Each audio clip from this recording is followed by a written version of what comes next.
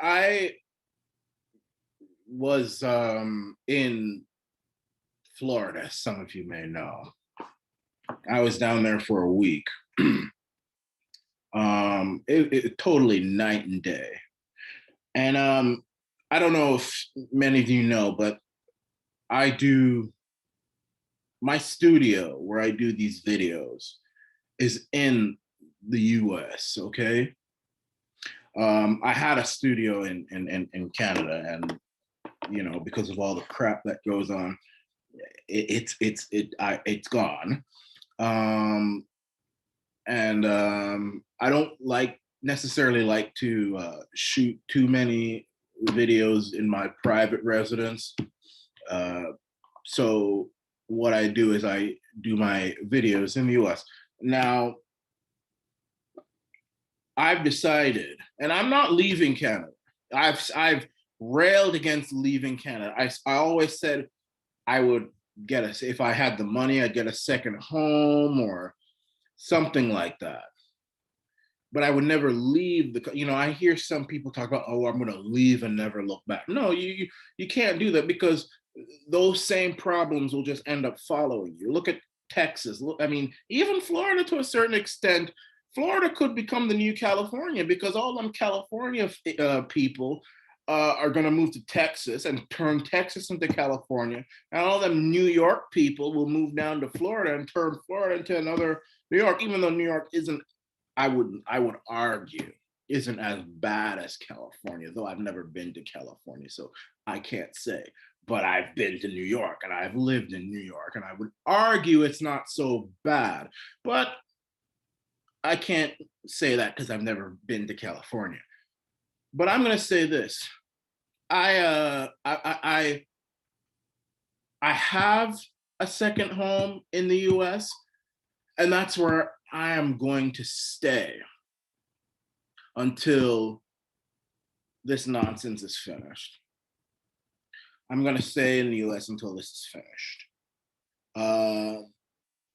That's just the way it's going to be. I'm not leaving Canada. I'm a Canadian full through and through.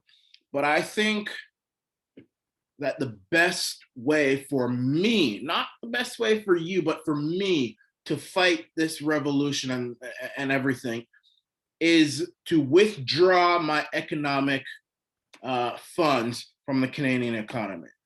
Me living there means I have to buy groceries, I have to do this, I have to do that.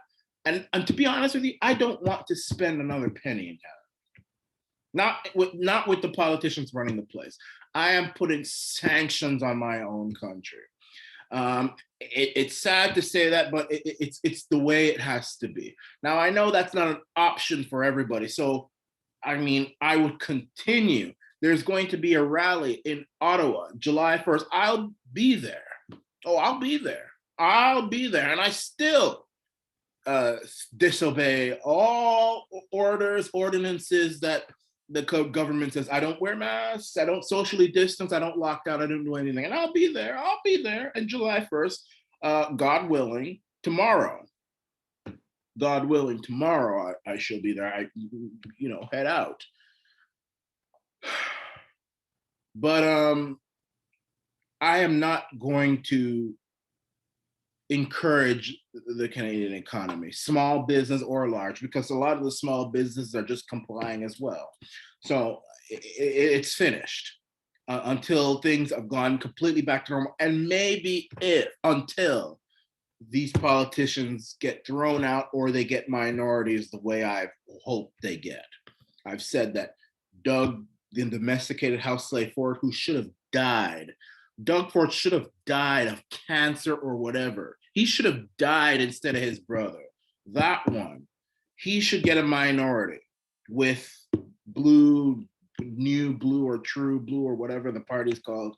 One or two or three of them winning seats in the legislature to control him, to hold the balance of power, so the PCs can't just make decisions unilaterally. Conservatives federally should only get a minority. and the PPC should win 1 or 2 or 3 seats so that the conservatives can't win, obtain power unilaterally. And don't talk to me about this shit about splitting the vote. That's a nonsense argument. That's a foolish argument. I've stated it to you. I've explained to you why it's a foolish argument. And if you don't get it right now, you only have yourself to blame. There's no difference between the conservatives, liberals, and DP. No difference whatsoever. Doug Ford, in fact, to be honest with you, I think Doug Ford's worse than Kathleen Wynne. Kathleen Wynne, I mean, OHIP plus. I mean, I think there was even more money spent on infrastructure with Kathleen Wynne. I think Kathleen Wynne cared more about people than Doug Ford. Yeah, she was scandalous, and her premiership was scandalous. The gas plant scandal, all this sort of scandal, Sudbury scandal, all this. But I think I will say this: I don't care how many subscribers. I think Kathleen Wynne was a better premier. And I'm speaking from experience. I'm not loyal to any party. I'm an independent. I think Kathleen Wynne was a better premier than Doug Ford. I think Kathleen Wynne cared more about people than Doug Ford. Now, I'm not saying that she would be any better with this whole pandemic. She'd probably be worse. But I'm saying that don't tell me that, oh, you'll split the vote. I don't care about splitting the vote because PCs, conservatives are no different than the liberals and the NDP federally and provincially. And in many cases, they're even worse. At the very least, they don't do anything.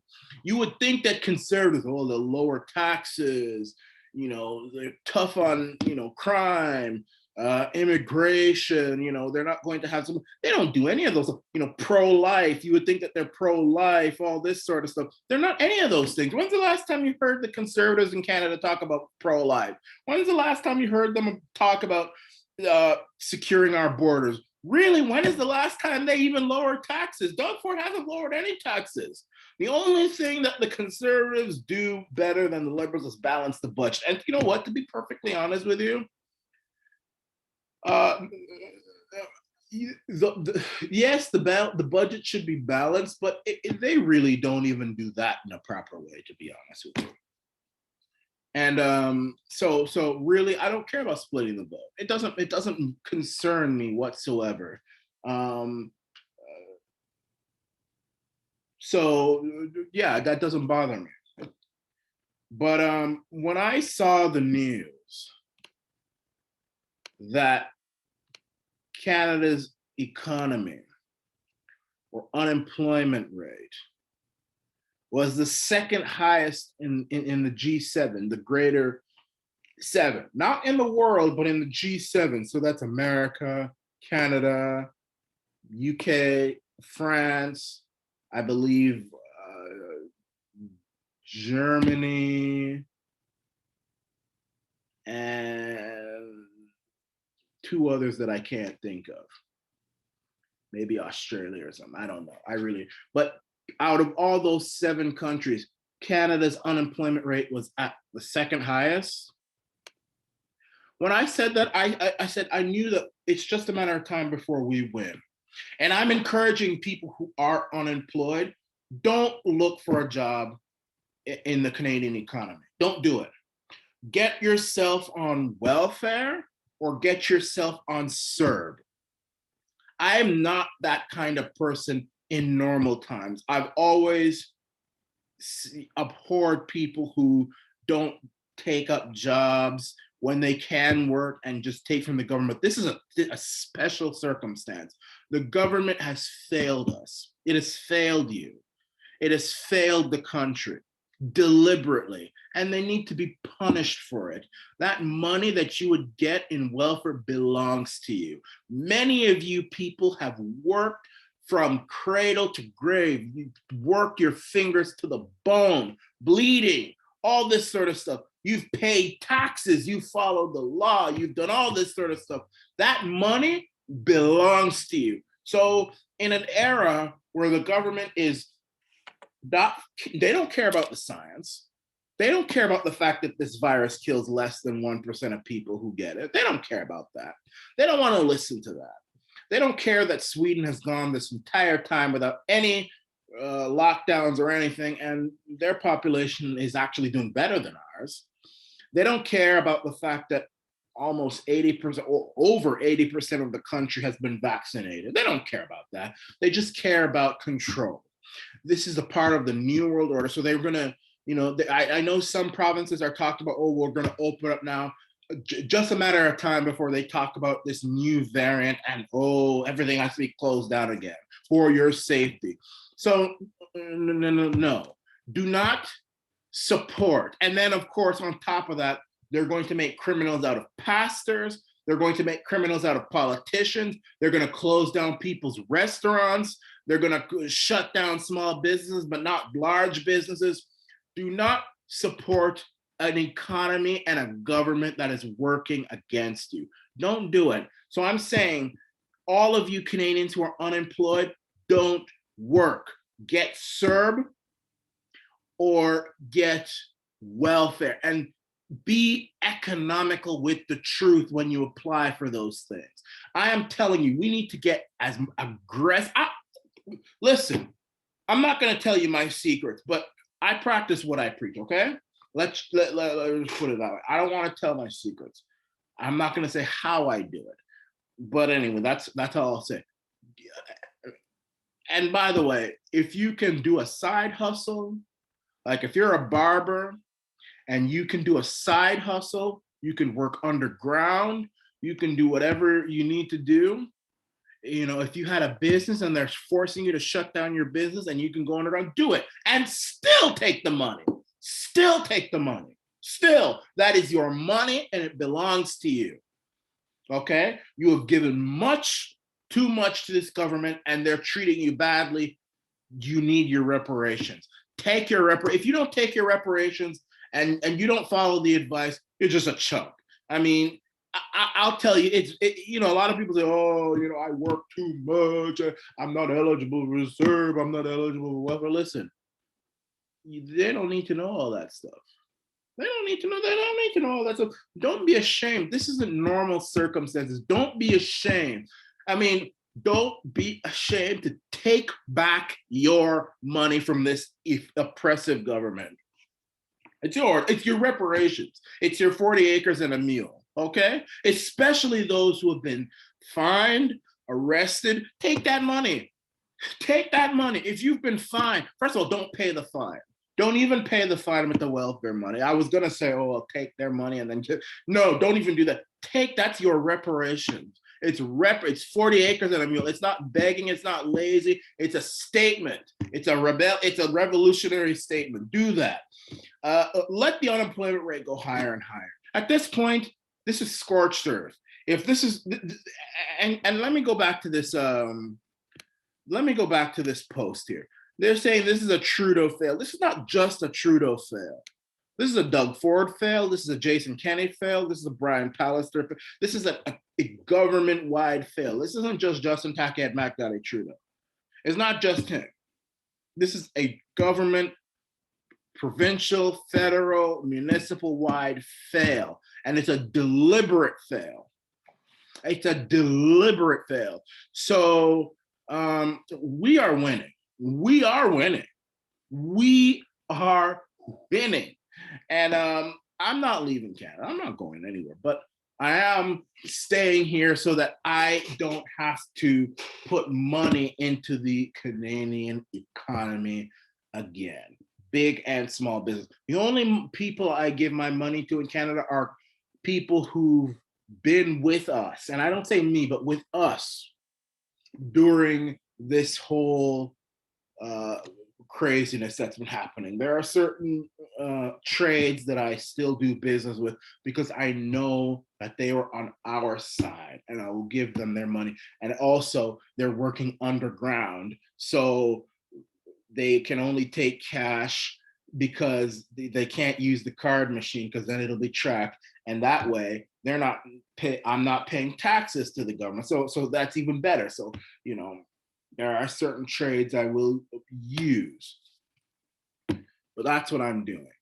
All right. So that's what I've got to say on this whole matter. And I do encourage all of you guys, there's going to be so many. Let me, there is actually a few events that I would like to highlight.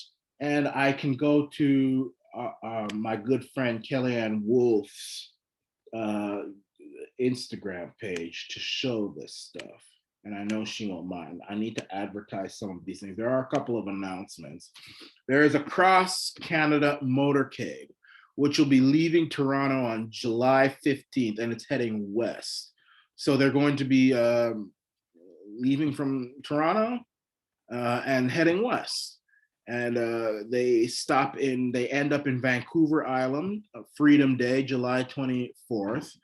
You can reach out to them at Cross Canada Motorcade at gmail.com to join this freedom fighting motorcade across the nation. So that is the first thing. Canada Day will be on Parliament Hill. I guess they're calling it Dominion Day. Canada hasn't been a Dominion in a while, but anyway, that's a whole different other argument. There'll be live music at 3:30 on the Parliament. You meet at Portage Bridge, ceremony on the bridge, VOC, 11:30 VOC memorial ceremony. Then at 12 noon, Supreme Court of Canada, and it'll be hosted by Chris Sky, another great guy. And I know that Randy Hillier is also doing a few things too. I want to know if he's advertising on his Instagram page, but okay, it's the same thing. So Canada Day looks like it's going to be lit in Ottawa. So, and of course, you have the chance of seeing me there, although there may be a large crowd, but hopefully maybe you'll run into me. We'll see. Anyway, that is what we need to do. Don't be disheartened. Don't be disheartened. We're winning. We're winning. We're winning. And all this stuff about the economy going down and unemployment, that's a good thing in this situation.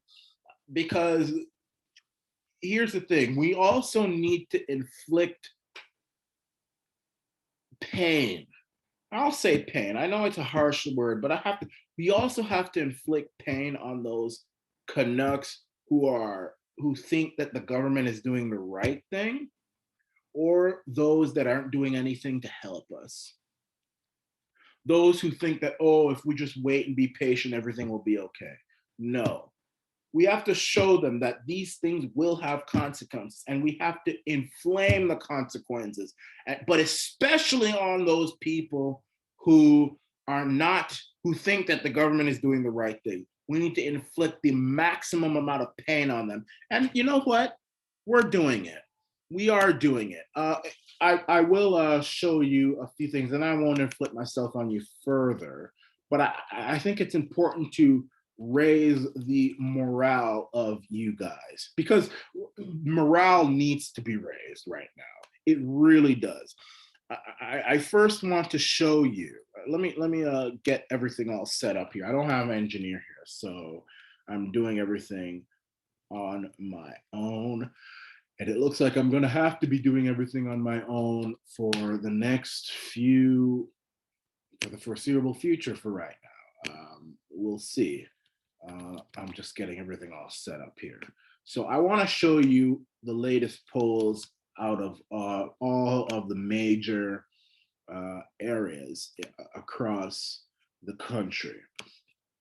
I want to show you the ones in Saskatchewan, Alberta, Manitoba, the Canadian one, the Ontario one, even the Quebec one, to be honest with you. The Quebec one, I mean, everybody says that Francois Legault is the most popular for everybody, but if you look closely at these polls where he is, even they aren't so good right now. So let me show you here, starting with the Ontario. Doug, the domesticated house slave Ford, who should have died instead of his brother. Doug isn't doing that well. Okay, more and more people are coming on our side. Do you remember when this thing first began? Nobody, even some of you guys, didn't believe what I was saying. You thought I was talking nonsense. Now look where we have gone, and I haven't changed my views once, not once. I've said the exact same thing I said in the beginning, but it's the fact that it's common sense. That's, you have to be patient. Look at that. This is where I want things to be. These are the numbers I like. And you notice now they're now trying to not pull other because they're afraid that other number is too high. You see? So a lot of times you'll see that even in the Canadian. So, but these are good numbers. So look at even the Canadian one. You know, other would be PPC, all those ones that I'm endorsing. Look at that. They're trying to censor the PPC number because it's too high. It's way too high. I mean, 3% is a lot compared to what it was in the last election, which was like less than 1%, maybe just 1%. No. So we're making good progress here. The Alberta one is sad. The Alberta one, Jason Kennedy did it to himself. I mean, and people will say, "Oh, you're splitting the vote." No. Yeah, maybe we are, but it doesn't matter. There's no difference between the UCP and NDP at this point. Look at the Wild Rose number. My goodness, and I've endorsed them. They have the opportunity to elect at least 3, maybe even 4 people into the Alberta legislature, and it'll be a minority. Same with Saskatchewan. I mean, well, yeah, I mean, for a bunch of small parties like this to be at 12%, that's pretty big. And even this looks like it's been censored too. Well, no, they just had an election, so that one doesn't count. Manitoba is another sad case. Look at them. Look at that. I mean, oh, wait a minute. This isn't the one I'm looking at. I'm looking at here. Here we go. Look at that. Look at the other vote. My goodness. I mean, again, there's no difference between NDP and the PCs. Even Quebec. This is supposed to be the most popular guy. He's at 41. If there was an election now, he would win 41%. But I mean, a few months ago, it was 57%. So even he's getting damaged. So the point is that we are winning. More and more people are coming on our side. Revolutions take time. And we're going to win. But we have to be even more aggressive, more vicious, more obstructionist, and we'll win. This is your